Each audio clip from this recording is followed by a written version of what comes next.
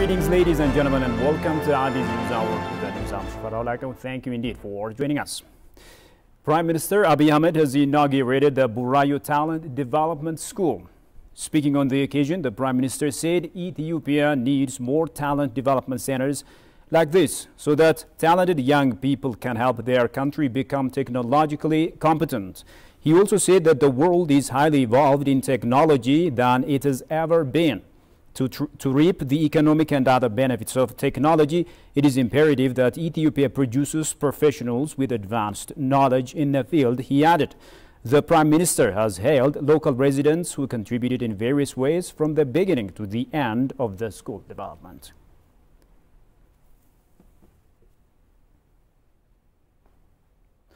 The African Union has informed the government of Ethiopia that the much anticipated peace talk is set for 24 October 2022 in South Africa. National Security Advisor to the Prime Minister Redwan Hussein said. Tweeting on the matter, Hussein reaffirmed Ethiopia's commitment to peace. He said the government is dismayed by some forces bent on preempting the peace talks and spreading false allegations against the defensive measures. While Ethiopia recommits itself to peace talks, the government will continue controlling all airspace in the country with the view to forestalling any attempt by some foreign powers to encroach on its sovereignty. The military measure against the TPLF will also continue, it was noted. And moving on, Deputy President of the Prosperity Party, Adam Farah, discloses that the Ethiopian government is always ready to resolve conflict in a peaceful manner. He also underscores that the government remains open and steadfast for peace talks while maintaining its territorial integrity. Goshu Melso Azmoronat from the Ethiopia News Agency.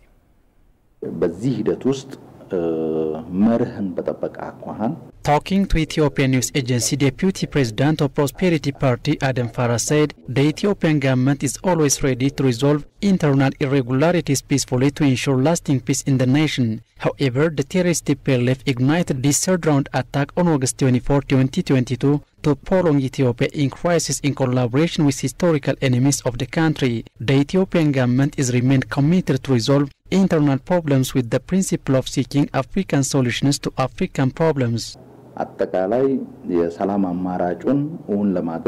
There are a number of stakeholders who have been supporting the peace efforts of the Ethiopian government. We hail those who support the peace initiative. However, there are also external actors fueling the internal conflict to remain Ethiopia in an endless crisis. Indeed, the government is remaining committed to table differences.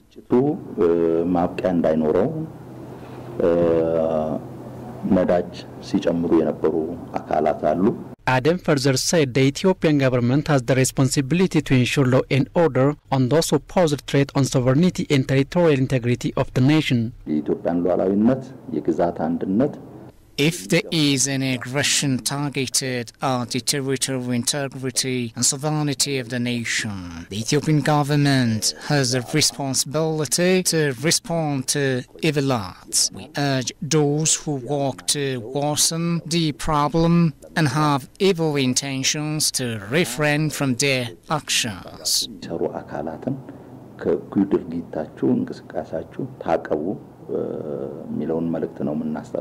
Foreign actors should support Ethiopia's efforts to ensure lasting peace as well as African problems for African solutions rather than disrupting the peace process, Adam added.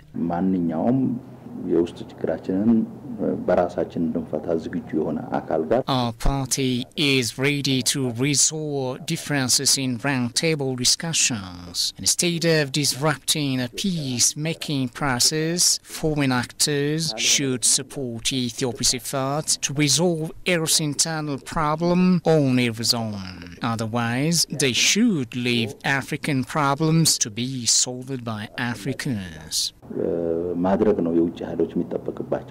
The terrorist TPLF aggression in collaboration with Ethiopia's historical enemies is being fueled by joint force of Ethiopians in the public, he noted. The State Minister for Foreign Affairs, Tesfaye Yilmaz, says the diaspora community has been contributing significantly to maintaining Ethiopia's national interests. The State Minister underscores that this is despite some Western countries putting undue pressure on Ethiopia and echoing the activities of terrorists to destroy the country. Kasaun Chane has more on that. There's no stone left unturned by the foreign bodies in collaboration with the local belligerent groups wishing a failure of development projects, including the Great Ethiopian Renaissance Dam. In all these activities, there are many parties, friends and Ethiopians who've been continuing to fight hard by informing the world about the reality of Ethiopia and condemning the undue pressures. In addition to supporting their country by donating money, these Ethiopians also played their role in peaceful demonstrations and digital campaigns. And the State Minister for Foreign Affairs, Ambassador Tesfaye Yilmaz, Ethiopians living in different worlds continue to do activities related to the interests of their motherland.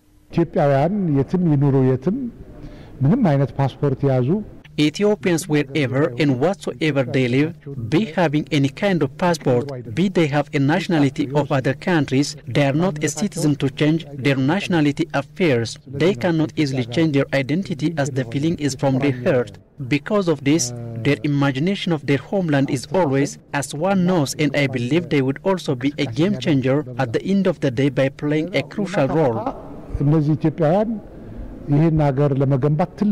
Ambassador Yilmaz also stated that their support and assistance for Ethiopia's overall development and prosperity have continued to be strengthened. He stated that they are contributing greatly to the effort to protect Ethiopia's national interest by reflecting on its position.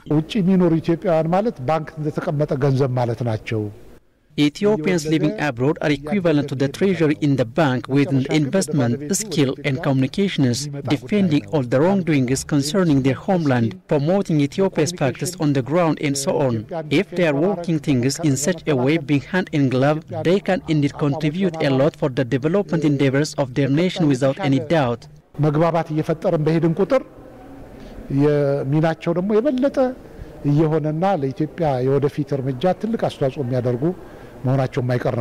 The State Minister further called on all Ethiopians living in Europe, America and the rest of the world, including friends of Ethiopia, to strengthen this tremendous effort and stand adjacent to Ethiopia's sweeping reform being under.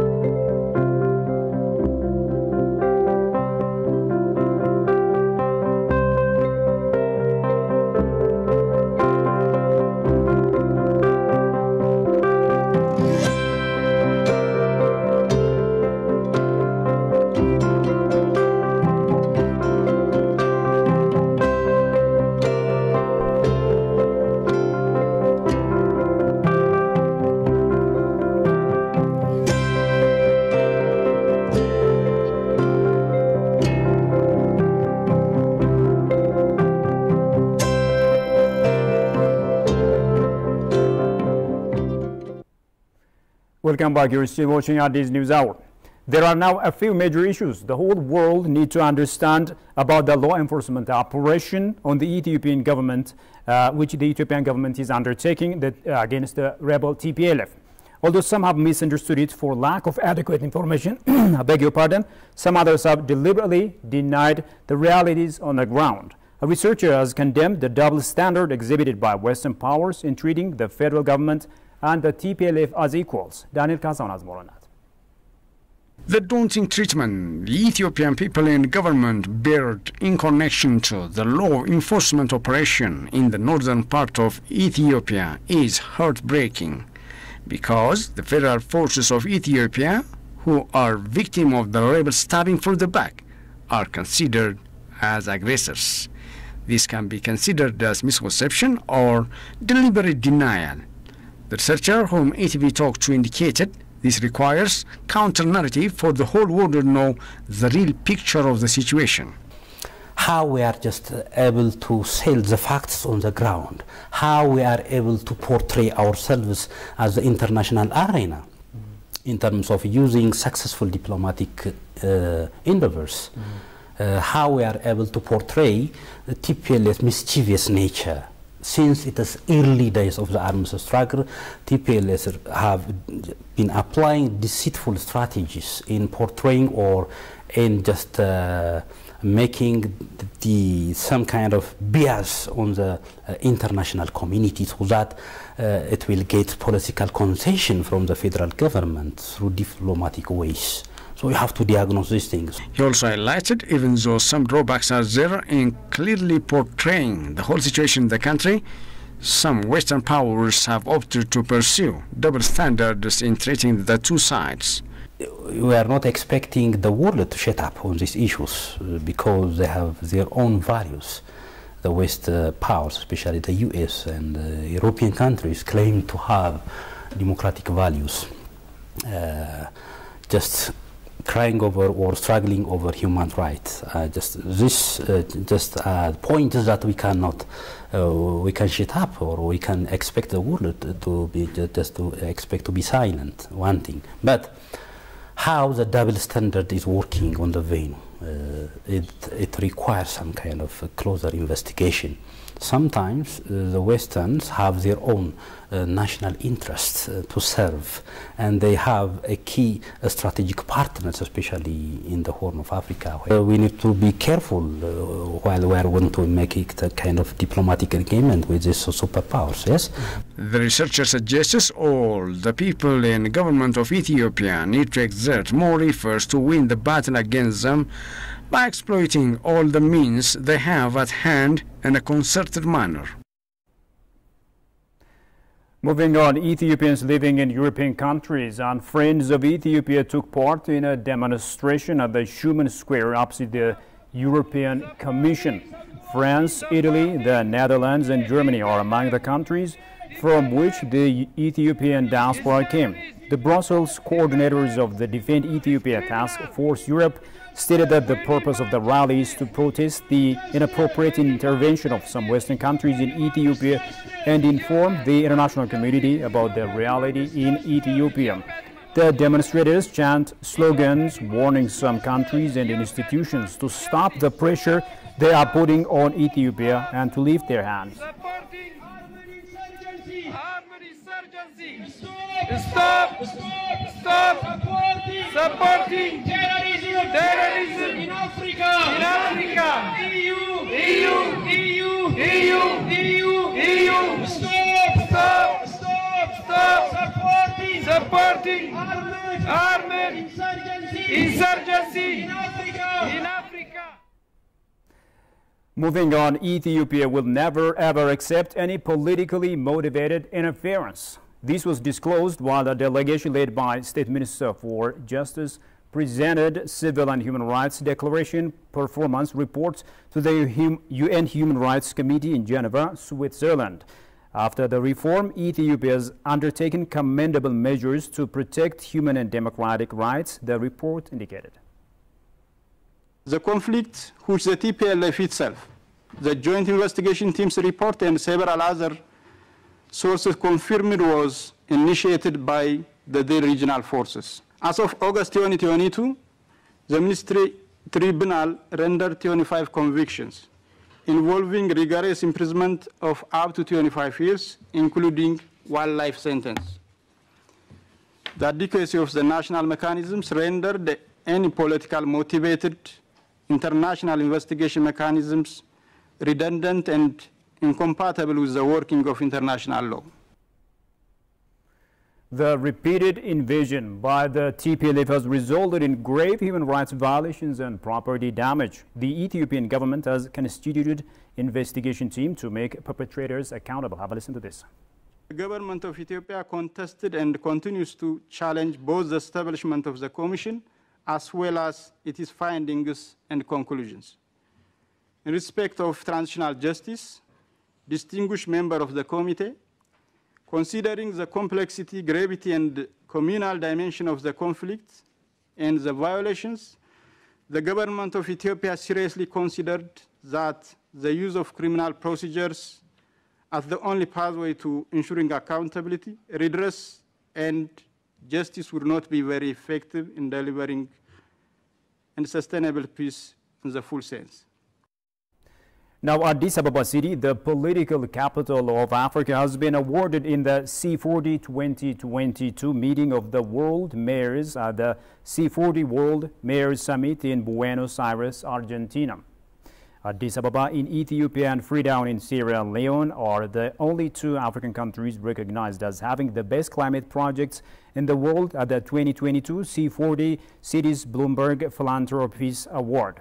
The award were given out in 5 categories that corresponded to this year's summit theme, United in Action, and represented the most ambitious and impactful projects spearheaded by mayors from around the world to address the global climate crisis.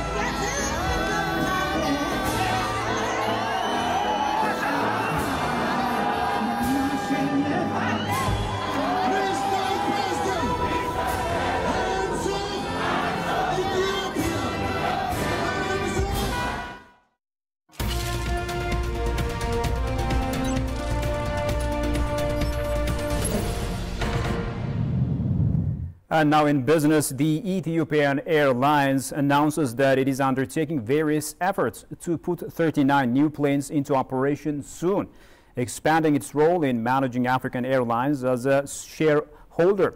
Ethiopian Airlines Group Board Chairman Grum Wake told the Ethiopian news agency that the airline is currently in the process of managing Congo and Nigeria Airways as shareholders.